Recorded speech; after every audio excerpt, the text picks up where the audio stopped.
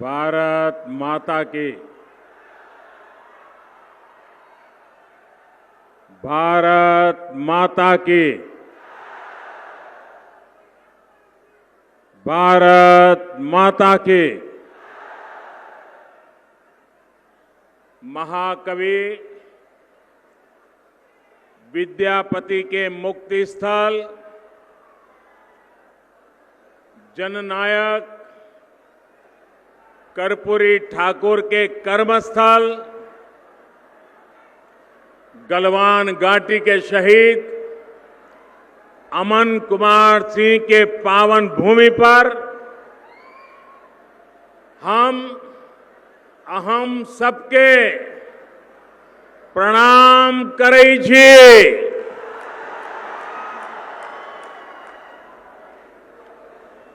बिहार के मुख्यमंत्री,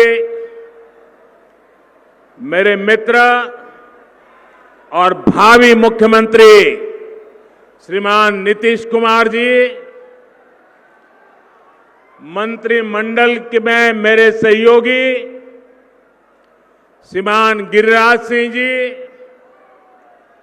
श्रीमान नित्यानंद राय जी, बिहार विधानसभा के अध्यक्ष श्रीमान विजय कुमार चौधरी जी, संसद में हमारे साथी श्रीमान रामनाथ ठाकुर जी, विधान परिषद संजय और मंत्री भाई संजय झा जी, एनडीए के सभी वरिष्ठ नेतागण, प्रतिनिधिगण,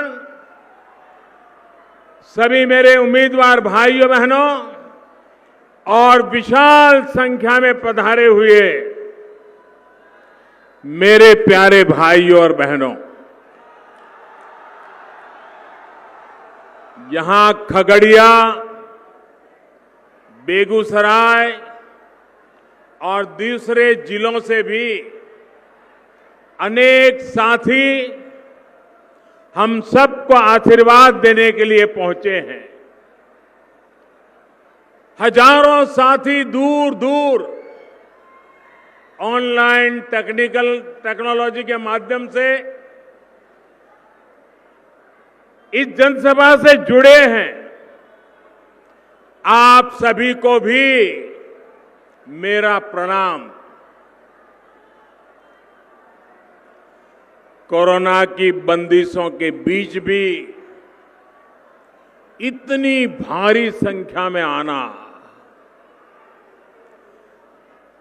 ये आपका जोश, ये आपका उत्साह, ये साफ साफ बता रहा है कि 10 नवंबर को नतीजे क्या होने वाले हैं।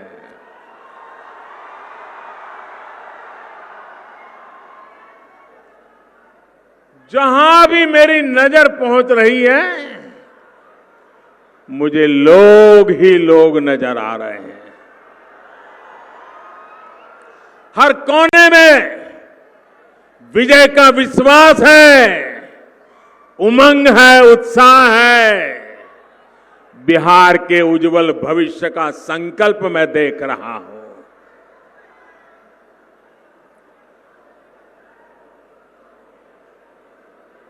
जो प्रथम राउंड के चुनाव हुए, बड़े बड़े पॉलिटिकल पंडितों ने घोषणाएं की थी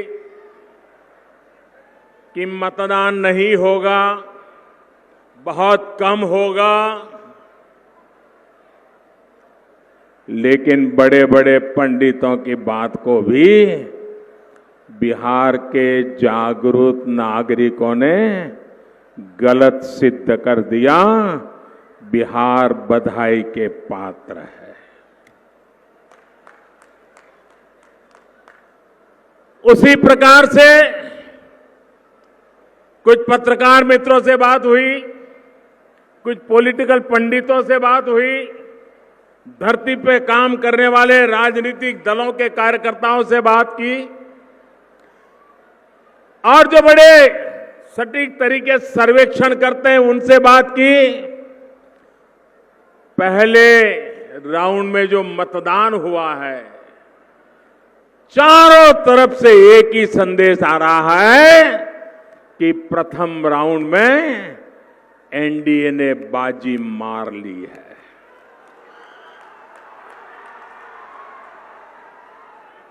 जनता ने भरपूर आशीर्वाद बरसाए हैं। भाइयों बहनों, जनता के इस विश्वास के लिए, उनके आशीर्वाद के लिए हम सब की तरफ से मैं बिहार की जनता का प्रथम राउंड में मतदान करने वाले सभी जागरूक नागरिक भाइयों बहनों का आज हृदय से धन्यवाद करता हूं, उनका आभार व्यक्त करता हूं। भाइयों बहनों, आज अगर हर आकलन, हर सर्वे एनडीए की जीत का दावा कर रहा है तो उसके पीछे ठोस और मजबूत कारण है। आज एनडीए की फिर से सरकार वो हमारी माताएं बहनें बना रही हैं जिनको हमारी सरकार ने, नीतीश बाबू की सरकार ने सुविधाओं से जोड़ा है, अवसरों से जोड़ा है। वो बेटियां जो आज बिना किसी डर से पढ़ाई कर रही हैं, अपने सपनों को पूरा कर रही हैं, वो बेटियां आज एनडीए में बढ़ चढ़ करके साथ दे रही है। वो जीविका दीदियां जो आज आत्मनिर्भर परिवार और आत्मनिर्भर बिहार की प्रेरणा बन रही हैं, वो एनडीए को ताकत दे रही है। घर घर, स्कूल स्कूल बने शौचालयों ने जिन बहनों बेटियों को गरिमा दी, अंधेरे के इंतजार से मुक्ति दी, वो हमारी बहनें एनडीए की सरकार दोबारा बना रही है। जिन बहनों को पीने के पानी के संघर्ष से मुक्ति मिली, वो एनडीए के पक्ष में वोट डालने के लिए उत्साहित है। जीवन भर धुएं में उलझती उन बहनों का वोट अब धुएं से मुक्ति मिली है, उनका वोट एनडीए के लिए। जिनके घर में उज्ज्वला का सिलेंडर पहुंच चुका है। साथियों, बिहार के बेटे बेटियां जिन्हें आज मुद्रा लोन मिल रहा है, बैंकों ने जिनके लिए दरवाजे खोल दिए हैं, जिन्हें आईआईटी, आईआईएम, एम्स मिल रहा है, वो आज अपने उज्जवल भविष्य के लिए एनडीए पर भरोसा कर रहे हैं। बिहार का मध्यम वर्ग जिसकी ईज ऑफ लिविंग बढ़ी है, नए हाईवे, नए रेल रूट बनने से जिसकी सहूलियत बढ़ी है, जिसके घर की ईएमआई कम हुई है, जिसे शांति का माहौल मिला है, वो आज बढ़ चढ़ करके एनडीए का झंडा लेकर के दौड़ रहे हैं। साथियों, जिसको आज अपना पक्का घर मिल रहा है, आयुष्मान भारत योजना से मुफ्त इलाज मिल रहा है, दिवाली और छठी मैया की पूजा तक जिनको मुफ्त राशन मिल रहा है, वो कभी जरूरी सुविधाओं के लिए भटकने पर मजबूर थे, आज जिनके पास सरकार खुद पहुंच रही है, बिहार का ऐसा एक एक परिवार, हर कोई परिवार आज एनडीए की जीत का आधार बना है।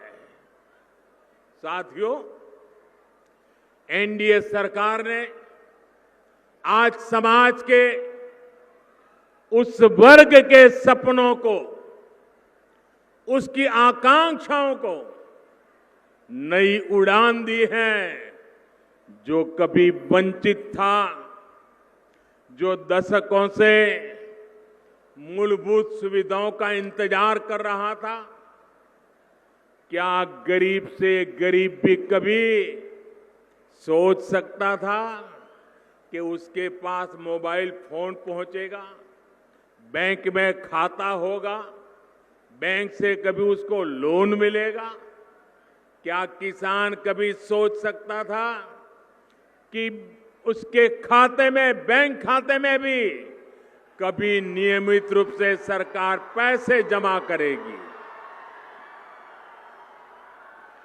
किसान हो, खेत मजदूर हो, श्रमिक हो, छोटा दुकानदार हो, इन सब ने क्या कभी सोचा था कि उनको 60 वर्ष की आयु के बाद पेंशन की सुविधा मिलेगी, वो बूढ़ापा सम्मान के पूर्वक जी पाएगा?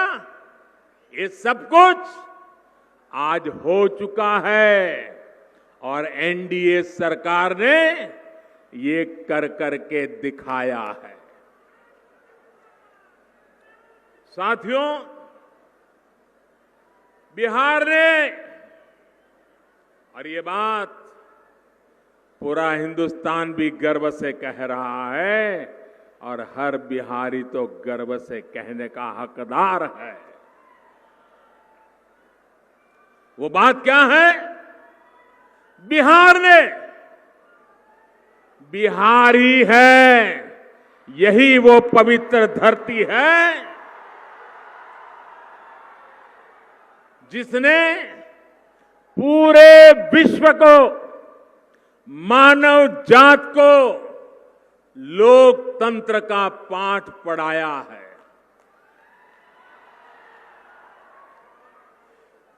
इसी बिहार की पवित्र धरती से ही दुनिया में लोकतंत्र की कोपल निकली थी।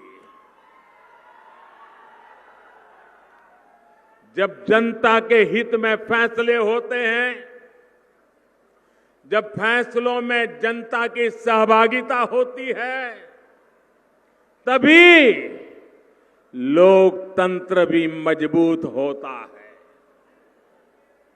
आज देश में, देश का चित्र देखिए, कश्मीर से कन्याकुमारी तक जरा नजर दौड़ाइए। आज देश में एक तरफ लोकतंत्र के लिए पूर्ण रूप से समर्पित एनडीए का गठबंधन है, वहीं दूसरी तरफ अपने निहित स्वार्थ को, अपने परिवार के स्वार्थ को सिर्फ उन्हीं कामों के लिए समर्पित पारिवारिक गठबंधन है। आप सोचिए, एक तरफ लोकतंत्र गठबंधन, दूसरी बात परिवार तंत्र गठबंधन।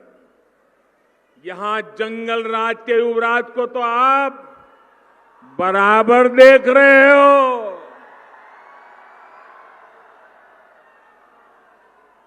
कांग्रेस पार्टी का दायरा भी धीरे धीरे सिकुड़ करके सिर्फ अपने परिवार तक ही सीमित होकर रह गया है। मेरे प्यारे भाइयों बहनों, मैं एक सवाल पूछता हूं, जवाब देंगे आप? जवाब देंगे? सरदार वल्लभ भाई पटेल इस देश के महान देशभक्त नेता थे कि नहीं थे? देशभक्त नेता थे कि नहीं थे? सरदार साहब ने देश को एक किया कि नहीं किया? किया कि नहीं किया? सरदार साहब देश के लिए जिए कि नहीं जिए? सरदार साहब ने पूरा जीवन सिर्फ और सिर्फ देश के लिए लगाया कि नहीं लगाया? सरदार साहब कांग्रेस पार्टी के थे कि नहीं थे?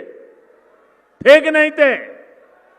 फिर भी कांग्रेस पार्टी एक परिवार में ऐसी सिमट गई है, ऐसी सिमट गई है। कल सरदार साहब जैसे महापुरुष का जन्म जयंती थी, लेकिन इस परिवार ने उन्हीं के कांग्रेस के नेता रहे हुए देश के महापुरुष सरदार साहब को स्मरण करने में भी इनके पेट में चूहे दौड़ने लगे। भाइयों, ये परिवारवाद, सरदार साहब न भाजपा के थे, न आरएसएस के थे, न जनसंघ के थे, लेकिन इस मां के लाल थे, मां भारती के लाल थे। उनका गौरवगान करना 130 करोड़ देशवासियों का कर्तव्य बनता है। साथियों, सिर्फ और सिर्फ अपने अपने परिवार के लिए काम कर रही इन पारिवारिक पार्टियों ने आपको क्या दिया? ये बड़े बड़े बंगले बने तो किसके बने? ये महल बने तो किसके बने?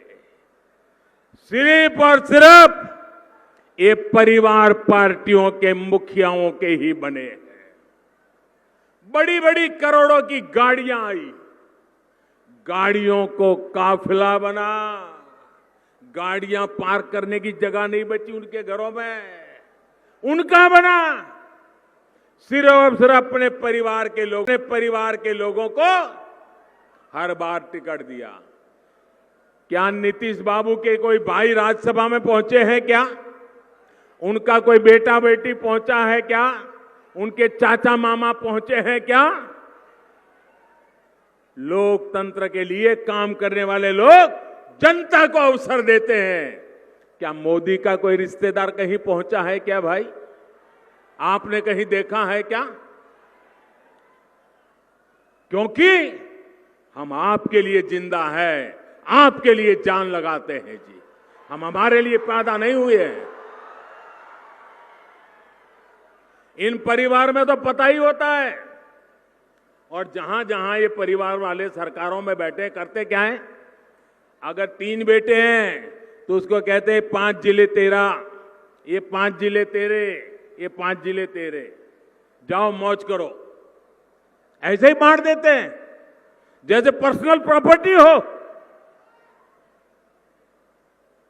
वही उन 5 जिलों का एक बेटा मालिक हो जाता है, दूसरे 5 जिलों का दूसरा हो जाता है। कभी दामाद आवाज उठाए तो उसको 2 जिले दे देते, कभी बेटी आवाज उठाए उसको 1 जिला दे देते। राज्यसभा भेजो तो उन्हीं परिवार के, असेंबली में भेजो तो एक ही परिवार। तो फिर आपके बच्चे कहां जाएंगे? आपके लिए निर्णय कौन करेगा? इन लोगों को आपकी चिंता नहीं, आपके क्षेत्र की चिंता नहीं, सिर्फ अपने विकास की चिंता है। भाइयों और बहनों, वहीं एनडीए का मंत्र है सबका साथ, सबका विकास और सबका विश्वास। एनडीए सरकार का निरंतर ये प्रयास रहा है कि कोई व्यक्ति, कोई भी क्षेत्र विकास के लाभ से छूट न जाए। सुविधा, सम्मान और सुअवसर में किसी के साथ भी कोई भेद नहीं होना चाहिए। यही तो सुशासन का भी लक्ष्य है। नीतीश जी के नेतृत्व में इसी लक्ष्य को पाने के लिए बिहार में एनडीए ने लगातार काम किया है। आत्मनिर्भर बिहार का जो संकल्प लिया गया है, ये इसी सुशासन का युवाओं के लिए अधिक से अधिक रोजगार के अवसर दिलाने का यही तो रोड मैप है। ये बिहार के गांव गांव के सामर्थ्य को देश का सामर्थ्य बनाने का अभियान है।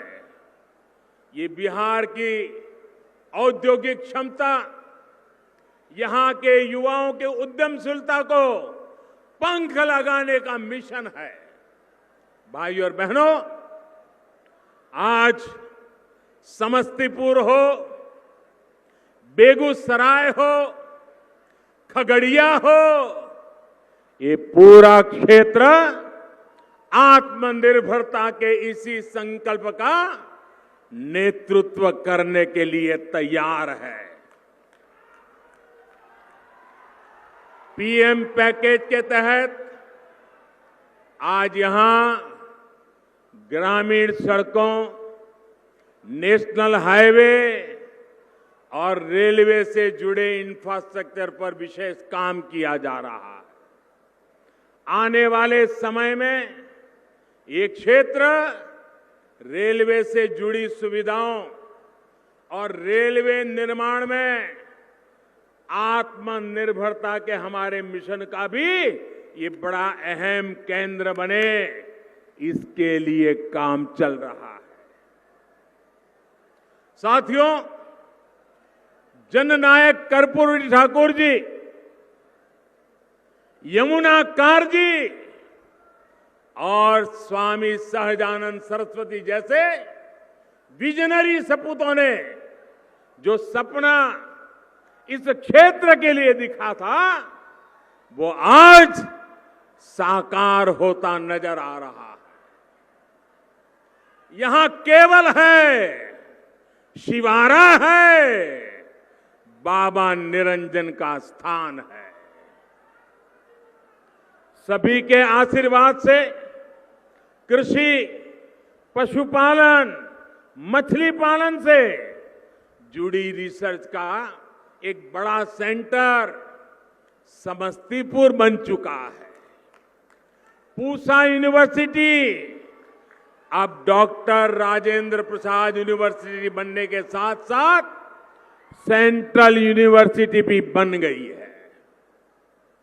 इस क्षेत्र में मछली पालन, मत्स्य संपदा, इस योजना से जुड़ा बड़ा केंद्र भी अब खुल चुका है। एक प्रकार से कृषि आधारित उद्योगों, स्टार्टअप्स को बढ़ावा देने के लिए जो जरूरी विशेषज्ञता चाहिए, उसमें समस्तीपुर की भूमिका को बढ़ाया जा रहा है। भाइयों और बहनों, यहां का आलू, यहां का मक्का, ऐसे तमाम उत्पादों से जुड़े उद्योगों के लिए यहां अनेक अवसर है। हाल में जो कृषि सुधार किए गए हैं, उनसे अब आलू, मक्का और दूसरी फसलों से जुड़े किसानों को भी बहुत लाभ होने वाला है। अब चिप्स के लिए, पॉपकॉर्न के लिए, पोल्ट्री फीड के लिए, फल सब्जी से जुड़े फूड प्रोसेसिंग उद्योगों के लिए रास्ता अब आसान हो रहा है। बिहार भाजपा ने इसके लिए किसानों के 1000 एफपीओज बनाने का भी संकल्प लिया है। वही केंद्र सरकार ने कृषि इंफ्रास्ट्रक्चर के लिए 1 लाख करोड़ रुपए का नया फंड बनाया है। किसानों के काम के लिए 1 लाख करोड़ रुपया। इससे यहां के किसानों, मछुआरों, पशुपालकों को भी बहुत लाभ होगा। लेकिन साथियों, जिनकी नीयत खराब हो, जिनकी नीति सिर्फ गरीबों का धन लूटने की हो, जो निर्णय सिर्फ अपने और अपने परिवार को स्वार्थ को ध्यान में रखते हुए लेते हो, वो ऐसे हर प्रयास का विरोध ही करेंगे। आज देश में कृषि क्षेत्र हो या देश की सुरक्षा से जुड़े काम, ये हर बात का विरोध कर रहे हैं। आज देश के गरीब को एहसास है कि एनडीए सरकार ने उसके लिए जितनी योजनाएं शुरू की, उसका कितना बड़ा लाभ उन्हें मिला है। लेकिन स्वच्छ भारत हो, जनधन हो, आयुष्मान हो, हर योजना का इन लोगों ने डगर डगर पर विरोध किया, मजाक उड़ाई। इन्हें गरीब की तकलीफों से, उसकी परेशानी से, उसकी मुसीबतों से कोई फर्क नहीं पड़ता। बस फोटो खिंचवाने के लिए सोचते रहते हैं और कोई लेना देना नहीं। इन्हें गरीब सिर्फ और सिर्फ चुनाव में याद आते हैं। जब चुनाव आते हैं तो माला जपना शुरू कर देते हैं, गरीब गरीब गरीब गरीब गरीब गरीब गरीब गरीब गरीब गरीब गरीब गरीब गरीब गरीब गरीब गरीब, यही करते रहते हैं। चुनाव पूरा हुआ, गरीब गरीब की जगह बस अपने परिवार का कुनबा लेकर के बैठ जाओ। भाइयों और बहनों, याद रखिए, जब कोरोना का संकट सबसे ज्यादा था, जब पूरा बिहार कोरोना से लड़ रहा था, तब ये लोग कहां थे? इन्हें आपके विकास से नहीं, सिर्फ अपने और अपने परिवार के विकास से ही लेना देना है। यही इनकी सच्चाई है, यही इनका इतिहास है, यही उनके तौर तरीके हैं, यही इनकी ट्रेनिंग है। इससे बाहर सोच ही नहीं सकते जी। साथियों, ये लोग न बिहार की अपेक्षाओं को समझते हैं और न ही बिहार की आकांक्षाओं को। केंद्र सरकार और बिहार सरकार जो हजारों करोड़ रुपए बिहार पर निवेश कर रही है, उससे यहां के नौजवानों के लिए नए अवसर भी बन रहे हैं। रोजगार बढ़ाने के लिए उद्योग भी जरूरी है, आधुनिकीकरण भी जरूरी है। ये तब होगा जब बिहार में प्रगतिशील, लोकतांत्रिक, स्थिर सरकार रहेगी, बिहार में निवेश आएगा। ये तब होगा जब बिहार में निवेश के लिए उचित माहौल होगा। अब आप मुझे बताइए, जंगल राज की विरासत, जंगल राज के युवराज, क्या बिहार में उचित माहौल का विश्वास दे सकते हैं क्या? जो वामपंथी नक्सलवाद को हवा देते हैं, जिनका उद्योगों पर, फैक्ट्रियों को बंद कराना यही जिनका इतिहास रहा है, क्या वो निवेश का माहौल बना सकते हैं क्या?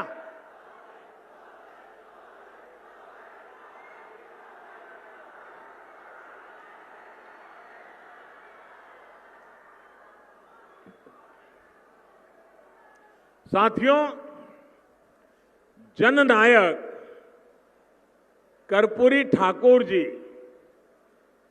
इमरजेंसी के दिनों के बाद जब मुख्यमंत्री बने तो उन्होंने एक इंटरव्यू दिया था और बड़ा सटीक इंटरव्यू था। एक दूरदर्शी नेता जो देश के लिए सोचता है, गरीब के लिए सोचता है, बिहार के लिए सोचता है, उस समय मुख्यमंत्री थे, सत्ता की गादी पर बैठे हुए थे, लेकिन कर्पूरी साहब ने क्या इंटरव्यू दिया था? इंटरव्यू में कर्पूरी ठाकुर ने कहा था, सत्ता के आसपास अवसरवादियों को शरण या तरजीह, अवसरवादियों को शरण या तरजीह बिल्कुल नहीं मिलनी चाहिए, वरना वो मुझे नहीं तो मेरे बेटे या संबंधियों को भ्रष्ट करेंगे। ये कर्पूरी ठाकुर जी ने कहा था। कर्पूरी ठाकुर जी के बाद बिहार के लोगों ने इस बात को 100% सच होते देखा है। 1.5 दशक तक देखा था। कर्पूरी ठाकुर जी की ये बात जंगल राज वालों ने सुनी होती, कर्पूरी ठाकुर की बात को समझी होती, तो बिहार के हालात इतने नहीं बिगड़ते। जंगल राज वालों ने बिहार में भ्रष्टाचार को हर मंत्रालय, हर विभाग, हर जगह परिवार को भी पहुंचाया, पाप को भी पहुंचाया, भ्रष्टाचार को भी पहुंचाया है। भाइयों और बहनों, यहां इस सभा में बेगूसराय के काफी लोग भी जुड़े हुए हैं। बेगूसराय को बिहार की औद्योगिक राजनीति तक कहा जाता है। बिहार के पहले मुख्यमंत्री श्री बाबू ने कितने बड़े सपनों के साथ यहां काम किया था, लेकिन जंगल राज, अराजकता और नक्सली मानसिकता वालों ने बिहार को क्या दिया? बरौनी का खाद कारखाना ये अपने आप बंद नहीं हुआ था, ये उनकी गलत नीतियों के कारण बंद हुआ था, जो आज बड़ी बड़ी बातें कर करके लोभ लुभावनी चर्चाएं करते हैं। आज आपके आशीर्वाद से बरौनी के खाद कारखाने को भी नया जीवन मिल रहा है और दूसरे नए कारखानों के लिए रास्ते बन रहे हैं। बरौनी रिफाइनरी के विस्तारीकरण, इससे यहां अन्य उद्योगों को भी बल मिलेगा, सैकड़ों नए रोजगार मिलेंगे। भाइयों और बहनों, विकास के ये सारे काम इसलिए हो पा रहे हैं क्योंकि एनडीए सरकार ने इस क्षेत्र को सबसे बड़ी गैस पाइपलाइन से भी जोड़ दिया है। जंगल राज और सुशासन स्वराज का यही तो फर्क है जो बिहार का एक एक नागरिक, हर युवा भली भांति जानते हैं। इसलिए वो बिहार को फिर बीमार नहीं पड़ने देंगे। एनडीए यानी भाजपा, जेडीयू, हम पार्टी, वीआईपी पार्टी के सभी उम्मीदवारों को पड़ा आपका हर वोट बिहार को फिर बीमार होने से बचाएगा।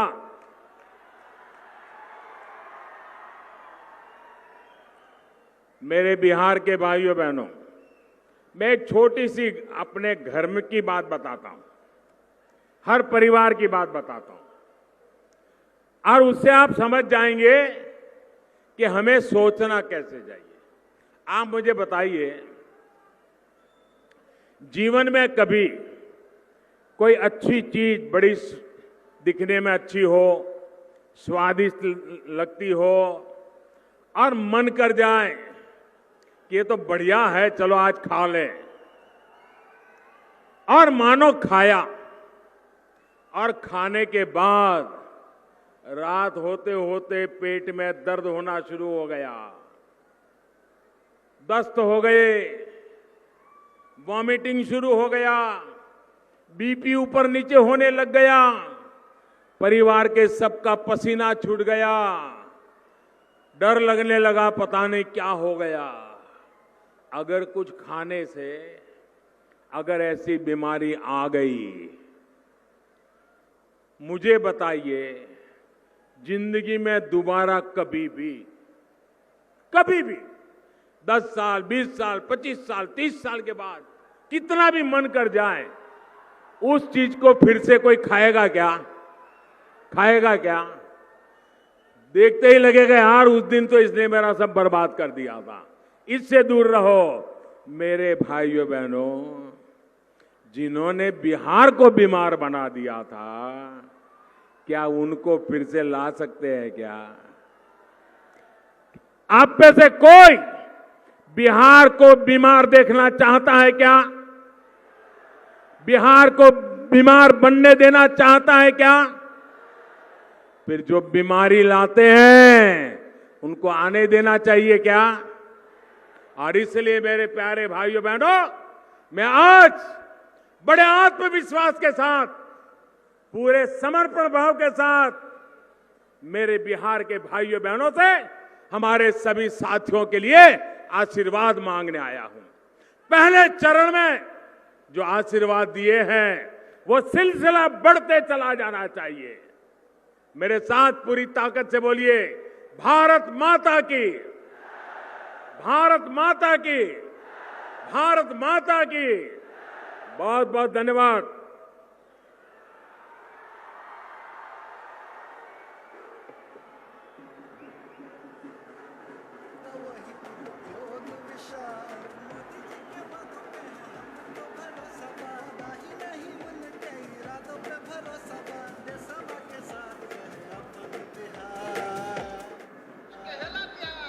भाजपा है तो भरोसा है, भाजपा है तो भरोसा है, भाजपा है तो भरोसा है, भाजपा है तो भरोसा है, भरोसा भरोसा भरोसा।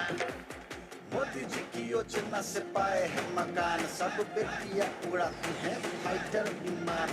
बिजली दिलाई वही रोजगार लाएगा, खेती में तरक्की बार बार लेके आएगा। धरती से जुड़ के भी लक्ष्य आसमान का, भरोसा है बिहार को मोदी के ईमान का, ईमान का, मोदी के ईमान का। राशन से पोषण, कमल से इमोशन बा, चलता है साल भर खुशियों का मौसम बा। मोदी जी के वादों पे है हम तो भरोसा बा, ही नहीं उनके इरादों पे भरोसा बा। देशवा के साथ माननीय प्रधानमंत्री को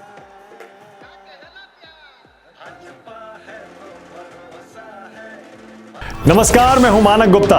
अगर आपको हमारा ये वीडियो पसंद आया हो तो इसे लाइक और शेयर जरूर करें, और हां, हमें सब्सक्राइब और फॉलो करना ना भूलें ताकि आप देश और दुनिया की कोई खबर मिस ना करें। तो जुड़े रहिए हमारे साथ और देखते रहिए News 24।